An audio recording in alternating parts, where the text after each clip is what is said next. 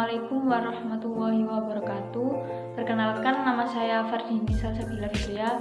Saya akan menyampaikan mengenai pendidikan dan stratifikasi sosial. Yang pertama, stratifikasi sosial. Stratifikasi sosial adalah pembedaan penduduk atau masyarakat ke dalam kelas-kelas secara bertingkat. Unsur dasar dari terbentuknya stratifikasi sosial, sesuatu yang dinilai atau dihargai seperti halnya kekayaan, kekuasaan, dan kewibawaan.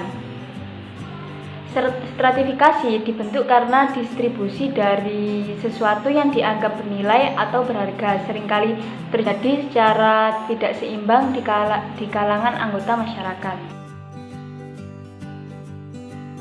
Contoh dari stratifikasi sosial itu contohnya misal kita itu bertemu sama anak SMA, sedangkan kita anak perkuliahan, otomatis secara langsung atau tidak langsung derajatnya yang paling tinggi kan kita, dan anak SMA itu derajatnya lebih rendah daripada kita.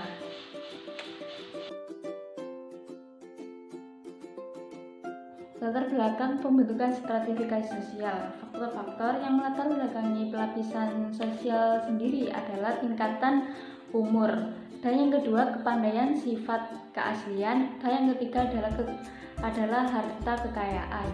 Selain hal ini, pelapisan sosial bisa terjadi karena disengaja disusun sedemikian rupa untuk mencapai tujuan-tujuan tertentu. Dan hal ini biasanya terjadi berkaitan dengan pembagian kekuasaan maupun kewenangan.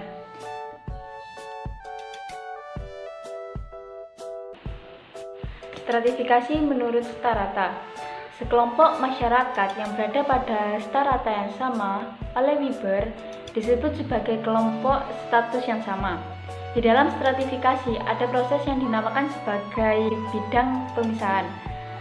Segregasi terjadi di berbagai bidang tempat umum yang dipisahkan antara ras, dunia bisnis, lingkaran politik, dan sebagainya.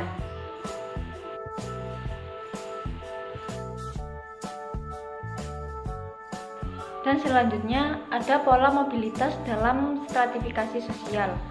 Mobilitas dasar sponsor atau sponsored mobility.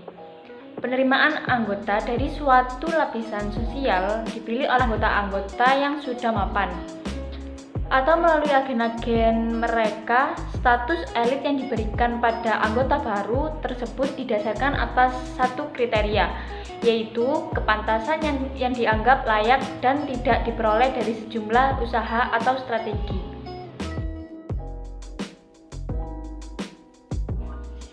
Dan ada dasar-dasar pembentukan stratifikasi sosial. Dalam garis besarnya, bahwa pelapisan sosial yang ada di dalam masyarakat terjadi karena ada sesuatu yang dianggap lebih oleh masyarakat. Karena hal tersebut berupa kekayaan, kekuasaan, pendidikan, dan keturunan. Namun ada ukuran yang menjadi dasar dimasuknya individu dalam suatu tingkatan yang tidak bersifat kumulatif.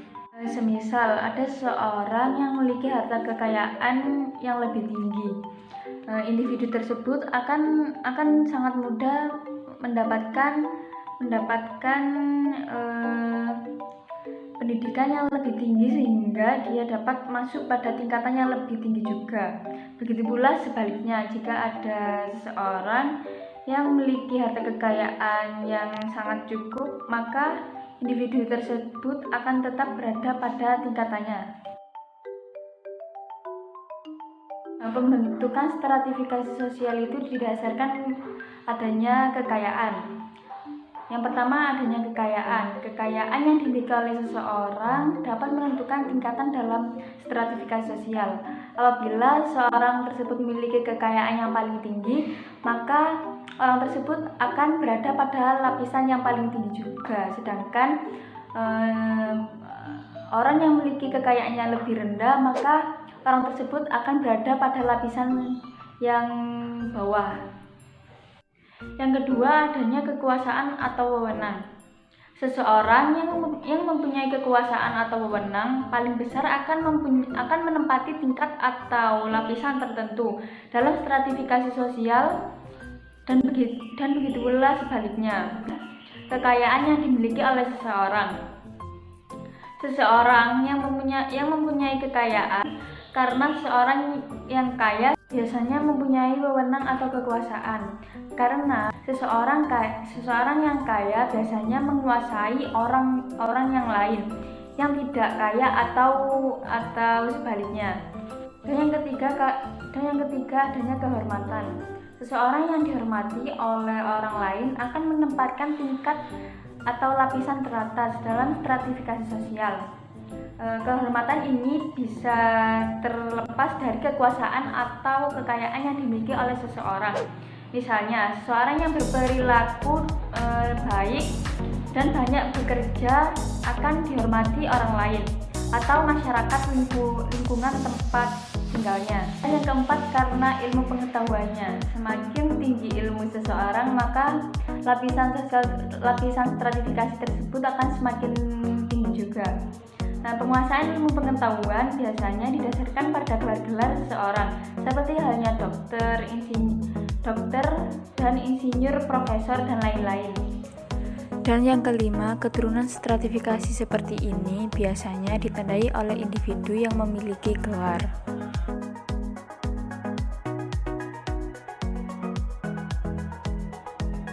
Dan selanjutnya, sifat-sifat stratifikasi. Menurut Surjono Sukamto, sifat-sifat stratifikasi sosial dibedakan menjadi 3. Yang pertama, pelapisan sosial tertutup, dan yang kedua ada pelapisan terbuka, dan yang ketiga ada pelapisan sosial campuran. Stratifikasi sosial tertutup. Stratifikasi sosial tertutup adalah di mana anggota dari setiap strata sulit mengadakan mobilitas vertikal. Walaupun ada mobilitas, tetapi sangat terbatas pada mobilitas horizontal saja. Contohnya, realisis kulit hitam yang dianggap di posisi rendah tidak bisa pindah kedudukan di posisi kulit putih. Dan selanjutnya, stratifikasi sosial terbuka. Stratifikasi ini bersifat dinamis karena mobilitas sangat besar. Setiap anggota strata dapat bebas melakukan mobilitas sosial baik vertikal maupun horizontal. Dan selanjutnya, stratifikasi sosial campuran. Stratifikasi sosial campuran merupakan kombinasi antara stratifikasi tertutup dan terbuka. Dan selanjutnya, bentuk-bentuk stratifikasi sosial di masyarakat. Ada berbagai macam bentuk stratifikasi sosial di masyarakat. Secara umum, bentuk stratifikasi sosial dapat dibagi berdasarkan ekonomi, sosial, dan politik. Fungsi dari stratifikasi sosial yang pertama, sistem darah mendapatkan individu dalam posisi tertentu dalam masyarakat. Dan yang kedua, dasar pendistribusian hak dan kewajiban. Dan yang ketiga, mengatur pola hubungan antara individu. Dan yang keempat, sebagai dasar mobilitas sosial. Dan selanjutnya, konsep stratifikasi. Menurut Kamanto Sunarto, konsep dalam sosiologi yang melihat bagaimana anggota masyarakat dibedakan berdasarkan status yang dimilikinya. Menurut Nasution, ada 3 cara untuk menentukan stratifikasi sosial pada masyarakat. Yang pertama, metode objektif, yang kedua metode subjektif, dan yang ketiga metode reputasi. Dan lebih jelasnya, metode subjektif adalah penggolongan masyarakat berdasarkan menurut pandangan masyarakat itu sendiri. Dan selanjutnya metode objektif. Metode objektif adalah penggolongan masyarakat berdasarkan kriteria tertentu seperti tingkat pendidikan, jenis pekerjaan, dan sebagainya. Dan selanjutnya ada metode reputasi. Metode reputasi, masyarakat menggolongkan sendiri berdasarkan hasil identifikasi.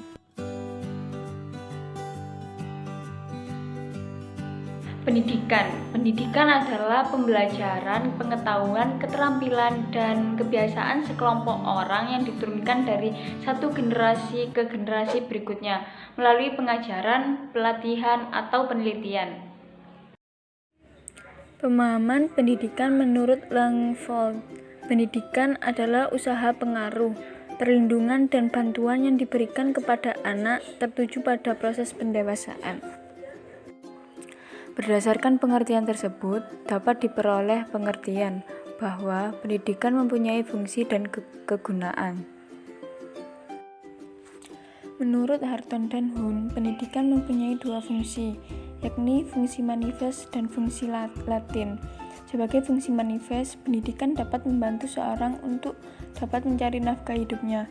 Melalui pendidikan, seorang akan mempunyai keterampilan yang dibutuhkan oleh masyarakat, dan dari keterampilan tersebut, ia akan sanggup memberdayakan dirinya, keluarganya, dan masyarakat, dan ia mampu mencapai posisi atau kedudukan tinggi sesuai tujuan dan cita-citanya.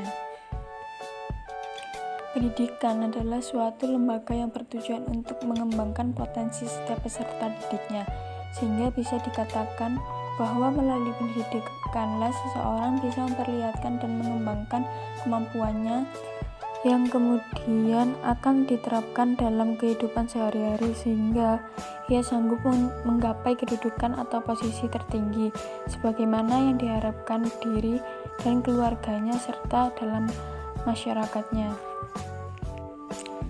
Pendidikan menengah pada dasarnya diadakan sebagai persiapan untuk pendidikan tinggi karena biaya pendidikan tinggi pada umumnya mahal. Tidak semua orang tua mampu membiayai studi anaknya di lembaga perguruan tinggi tersebut. Mengenai hubungan antara status sosial dengan pendidikan, hal ini telah banyak studi penelitian dilakukan terutama di Amerika Serikat.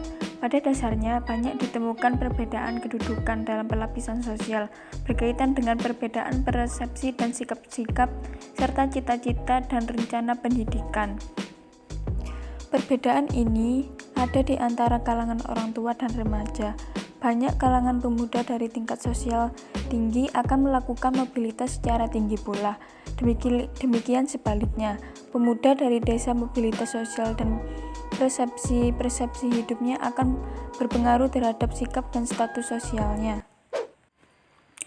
Perbedaan kualitas pendidikan juga nampak jelas antara lembaga yang ada di pedesaan dengan yang di perkotaan.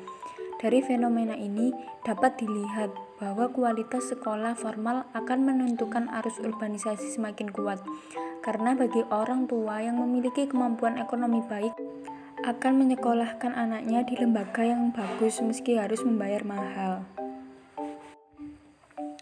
Hal lain yang terkait dengan pelapisan sosial juga adalah isu mengenai materi pengajaran. Materi pengajaran termuat dalam kurikulum dan buku pelajaran, dan bahkan dalam kegiatan ekstrakurikuler sekolah telah melalui seleksi tertentu. Tesis Randall Collins Dam, The Credential Society and Historical Sociology of Education and Stratification, menunjukkan bahwa sistem persekolahan formal justru penyumbang terbesar munculnya proses pelapisan sosial. Anak-anak keluarga kaya di Indonesia misalnya, lebih banyak menikmati fasilitas pendidikan yang sangat baik. Stratifikasi sosial dalam pendidikan adalah sesuatu yang tidak dapat dihindari sebagai sebuah kenyataan dan terdapat dalam masyarakat.